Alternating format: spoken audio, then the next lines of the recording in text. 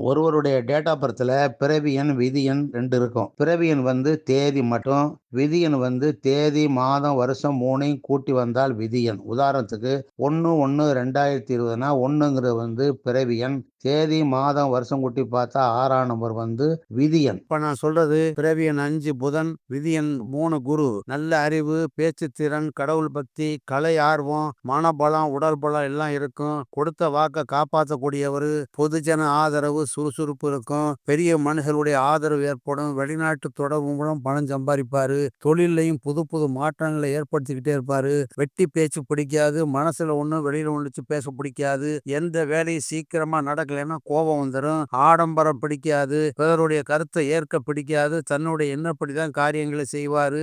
எப்போதும் தன்னுடைய முன்னேற்றத்திலே யோசனையா இருப்பதனால உடம்பு உஷ்ணமாகி முடி கொட்டிரும். சூதாட்டம், பந்தயத்துல இறங்கினால் நஷ்டம் ஏற்படும். தன்னுடைய தனித்திறமையினால முன்னேறுவாரு. இன்று இவர் வரும் தோல்விகள் நாளைக்கு வெற்றியா மாறும். குறுக்கு வழியில முன்னேறலாம்னு நினைப்பாரு. பெரிய ஆபத்துல இருந்து நொடி பொழுதுல தப்பிச்சுக்குவாரு. காதலையும் ஈடுபடுவாரு. கண்ணு, தலைவலி, மூட்டு வலி, உடல் உஷ்ணம், ரத்த ஓட்ட கோளாறு ஏற்பட வாய்ப்பு உண்டு. இது வந்து பொதுவான குணம். பேருக்கு தகுந்த மாரி குண அமைப்பு மாறும். உங்க பேர சொன்னா ஃப்ரீயா ஒரு 3 விஷயங்கள சொல்றேன். இத பயன்படுத்திக்கங்க.